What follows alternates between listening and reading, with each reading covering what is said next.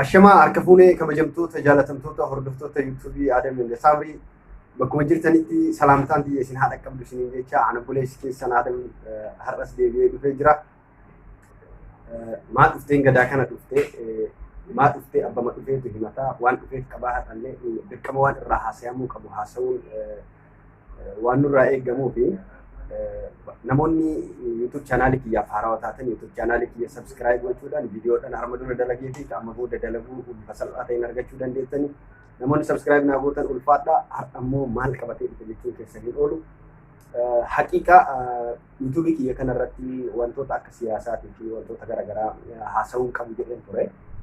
Garuu yeroo tokko tokko dirqiin akkas dubbiftu si goote wanti keessa kee jiru dhiibee sadarkaa push godhee si harkaa bahuutu jira.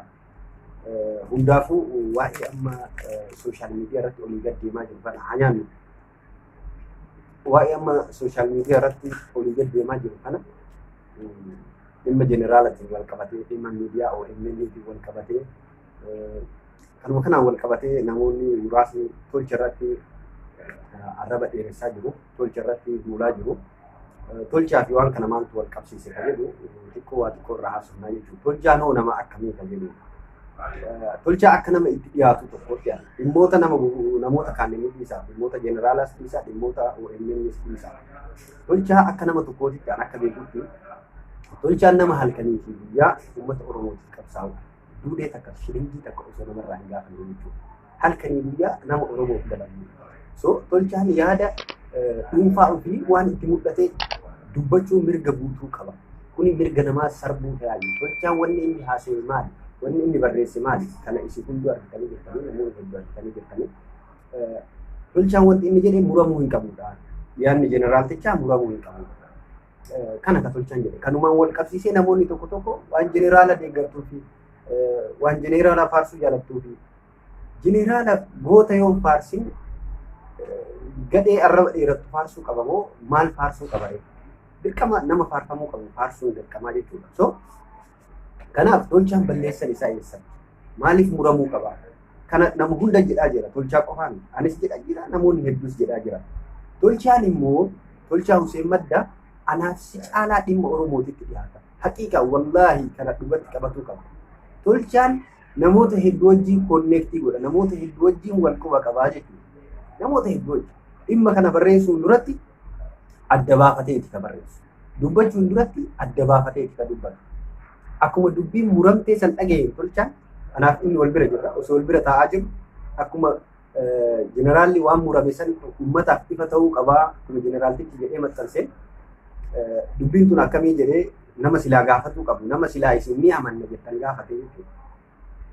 Jawaariin gaafate. Jawaar gaafannaan ana bira taa'ee gaafate Jawaariin. Jawaariin gaafannaan Jawaar maal jedhee dubbii tana anis adda baafadhaa jedhee.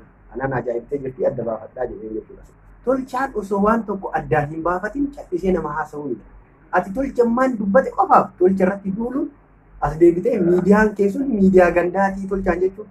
Ammoo tolchaan takkaa gandaaf hin dalagu. Oromoo guutuuf lallabaa jira. Halkanii guyyaa nama tokko osoo shilingii takka hin gaafatin ubii itti dhimmamee ubii itti cinqamee jechuudha. So afaan kamiin tolchaa keessa. Yooma inni waan barbaadee qeeqe mirga guutuu qabaa bara. Qeequu mirga guutuu qabaa. Seeraan gaafachuun ni dandeetta. Arraba maaltu fide? Arrabsuu hin dandeettu. Nama halkanii guyyaa Oromoof dalagu anaafsii itti dheeratuun afaan itti dheeratuun kun admaleedha. Sheem maal taatanii haa jamaa? Akka amma jirru kanaan tarkaanfii takka tarkaanfatuun hin duubatti qilee gubbaa gad dhumuu hin hundi kenna jechuudha. Gubbaa kaasii haga jalaati. Dhaabbilee Oromoo kaasii hanga dakana anaafsii afaan keessa walitti waa deebifnuutitti bifa amma itti deemaa jirru kanaan nuudhuma ta'e hin shakke. Harawatti itti deebi'uu ennaa jechuudha. Kanaaf yaa jamaa waan tokko adda baafadhaa. Duudina tolchaan yaadicha kana irratti qeeqa mataa ofii dhiyeesse qofaa as deebitee miidiyaa isaan miidiyaa Anolee Global Miidiyaa irratti waan hin taane olola oofuun kun fokkinna. Maal itti baafte? Anolee Global Miidiyaa ati maal itti baafte? Ufii itti dhimmamee bara halkanii guyyaa mucaan kun itti xaaraa jira bara. Dhimma Oromootiif halkanii guyyaa. Waan tokko immoo wannoo hin ta'inaa. Gorfi hin ta'inaa, bishaan hin ta'inaa. Garuu argitanitti jallatuuf hin fiiginaa isin uummanni Oromoo. Yookaan argitan kan hojii harka dhooftan, yoo garana garagaltan kan hojii harka dhooftan bifa tanaan gurgurtaa kan deemu. gurgurtaa akka gahuu hin danda'amu jechuudha akka amma jiru kana. Karuma itti isin qaban isin wallaalle bara. Guyyaa afur dura jeneraala qeeqaa turtanii jeneraalaan waa hedduu jechaa jirtanii eega jeneraal intervii godhee booda immoo as garagaltanii harka dha'uu jalqabdanii. Garamitti isin gara akka kanatti akkamitti deemama? Gara maratti yoo dibbee gatuun dhan taate kun waan hin taane. Gad dhaabbata qabaachuu qaba. Ilmi namaa gad dhaabbata qabaachuu qaba. An tolchaa wanni hin jaaladhu dhaabbata qaba. Gad dhaabbataadha tolchaa. Waan itti amane qofa dalaga. Hin xawal waallatu. Xawal waalleedha amma warri tolcha irratti afaan banaa jiru kun uummata xawal waalleedha. Haqiiqaa wallaahi dhuga miti itti jira. Waan itti amanee fi waan quba qabu malee hin dubbatu. Waan gadi fageenyaan quba qabu malee waan boru itti saalfatu hin dubbatu. Isaa dubbatu hin dhageenye. Tolchaa takka waan inni dubbate kijiba keessatti argitanii beektan. Marrajaa hojii isinii baasaa jira iyyuu bara. As aanaa kana inumaa mucaan abaasaa nyaata iyyuu bara. Marrajaa hojii bara as fuudheetiin isinii himaa jira bara. So miidiyaan biraa hin gabaasin meeqa kam gabaasaa jira bara. So nama akkana akkamitti hamilee cabsuuf deemtaa? Yoo hamileen kee qoncoraan sirraa muramee jedhee ati hamilee nama akkanatti lafaa dhufee ho'aa kana hamilee isaa cabsuu jechuun waan hin taane. Mucaan anaafsii caalaa hundee keessa gadi bu'ee waa hunda quba qaba. Anaafsii akkam isumatti dubbatu bara wannoo hin qabnu bara mooraalii hin qabnu bara haqiiqaa dubbatu. Waan itti amane malee hin hojjetu kana quba qabaadha. Waan dhugaa ta'uu beeke malee ol ka'ee hin barreessu. Waan kana gaafatee waa hunda addaan baasee keessatti kana kan dubbatu tolcha. Abbaa fedhe qeeqummoo mirga qabaa bara. Inni qeeqe jettee ati tolchaa fi jeemii arrabsuuf as dhufu jechuun kun isheema. Qaanyiidha. Maal taatee? Deengadda faarsaa turtee har'a inni kana jedhee isarratti duulu. Namoota muraasa barsan osoo nama baay'ee ta'e barumaa miti. Namoota muraasa bar. Warroonni amma duula akkanatti tolcha irratti afaan banaa jiran kun sirrii miti. Akkatti deemamu. Akkanatti tarkaanfiin takka hin jirtu of duuba deebi'uu hennaa jechuudha. Kanaaf yaa jamaa hin jarjarina. Jarjaruun gaarii miti. Namni bifa tasgabbaa ta'e. Wallahi amantanis amanuu baattanis akkuma dhimmi kun ka'een tolchaan jalqaba nama silaa gaafatamuu qaba. Nama isin marii kenna jettan seeraan dubbisee gaafateetti waan kana kawalloo godhu jechuudha. Egaa waa hunda addaan qulqulleeffatee booda. Barreeffamni tolchaan barreesse qofa argiteetuma asii dhufteetiin wanna si keessa jiru haqqisuun sirrii miti. Wallahi sirrii miti. Hunda keessan sin jaalladha. Maaliif tolchaa keessan illee miti? Maaliif tolchaa arrabsan illee miti? Garuu akki kun sirrii miti. Dhugaa dubbachuuf anaaf tolchaan nama gaarii nama Oromoof quuqamu nama halkanii guyyaa Oromoof hirbaadhaaf kan gurratti qabatu. Oromoof dalagaa waanaa kenna jedhee takkaa gaafatee hin gaafanne. Dirqama erga addunyaa kanarratti dhufee uummata kiyyaaf waa buusuu qabaa jedhee dalagaa jiraa jechuudha. Nama kana bifa kamiin kaleessa faarsitee har'a inni barreesse waan kana barreesse jettee beekuudhaaf deemu. Hin taa'aa kun hin ta'u. Tasgabbaa'uun nurra jiraataa jechuudha. Waan tokko yoo laallu bal'ifnee laaluun dirqama nurra jiraata.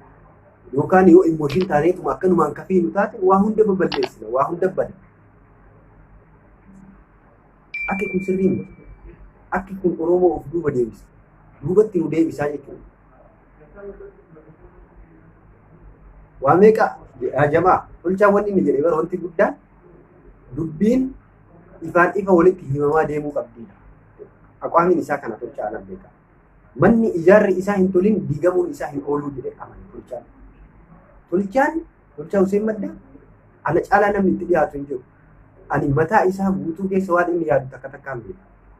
Dhimma Oromummaa irratti tolchaan sinsirii takka haganaa takka achi wannoo hin dhafa duubatti wannoo hin jiru. Dhugaa rabbii dubbachuu. Manni dhaabanni toluu qabaa jedhee nama amanuu. Kanarratti wal mormu. Anaanis wal mormaa akka nama tokkotti wal mormuun ni jira bakka. Si mormee yaada isaa amansiisaa yoo ta'e amaniif hafi jalaa. Yoo osoo inni si amansiisu waan dhugaa jirtu kana osoo inni sitti himu taqabbaluu diddee jala deemuu didde kun bisdummaa fi Oromummaa miidhaa Oromummaa yoo barbaadde qofaadha jechuudha. Yaanni isaa dhugaarratti dhugaa walitti himamee deemuu qabaadha. Kan ammoo deeggaruu qabda. Dhugaa yoo deeggariin ati dhara deeggartee dharri eessan si gaha. An deeggaraa hin nuti iyyuu miti. Dubbatu siin barbaadu waan kana. Garuu dirqama dubbachuu waan qabu. Ani isa kana tokkotti Oromoodha. Dirqama waan argaa jiru kana osoo argu bira yoo ta'e rakkoo. Akki kun sirrii miti. Bifa tasgabbii ta'een, bifa tasgabbaa ta'een tolchaan nama guddaadha. Tolchaan shakii isaa ilaaltee shabaabaksee nama mataan arrii. Nama mataan isaa nama garaan isaa arrii. Nama mataan arrii osoo hin ta'in nama garaan arrii. Addunyaa kanarra namoota lamatu jira. Nama mataan arriitii fi nama garaan arriitu jira.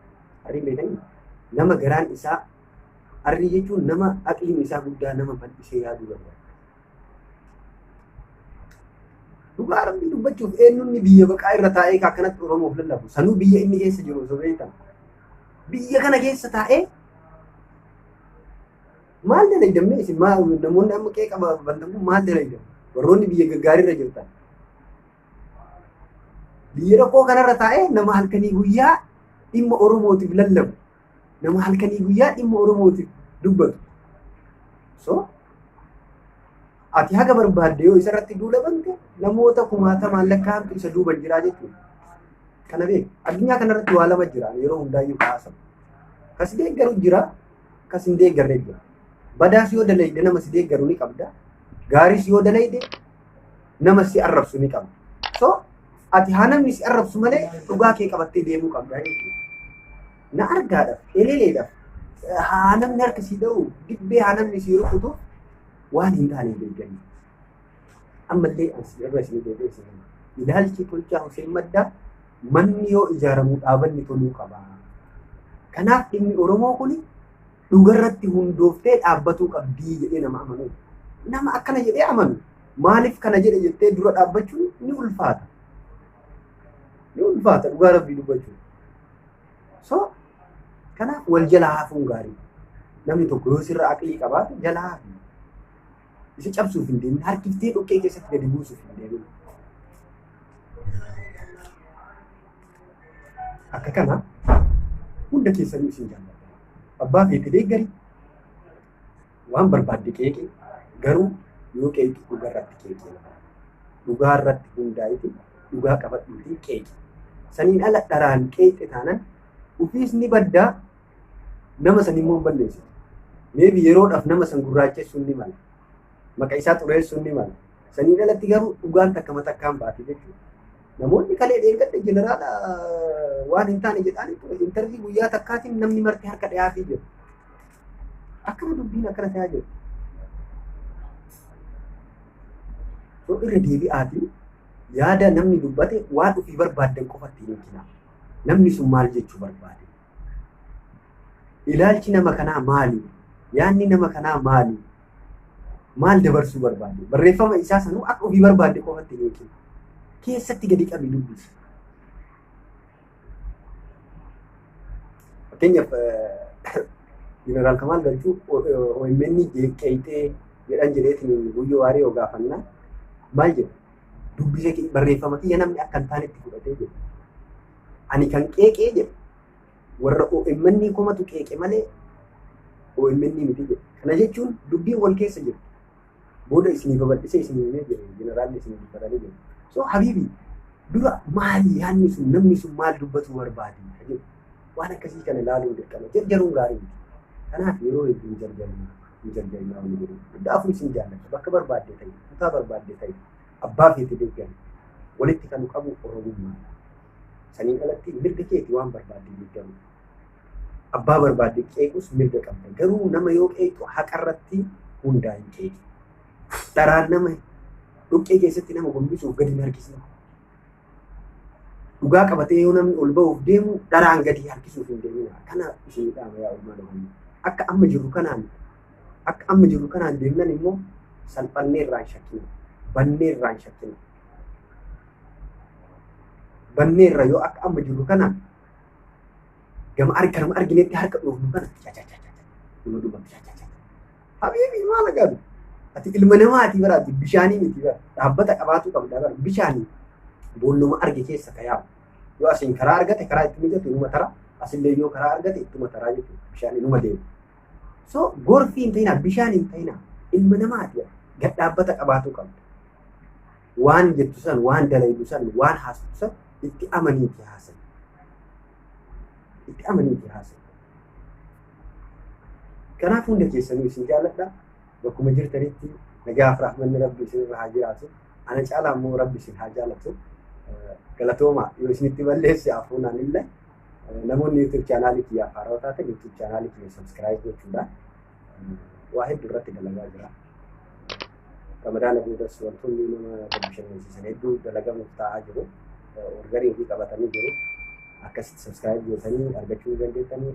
Assalamu alaikum wa rahmatullahi wa barakatuh. Hanya nusi mudurat nyaata jettanii akkanaan komandaa.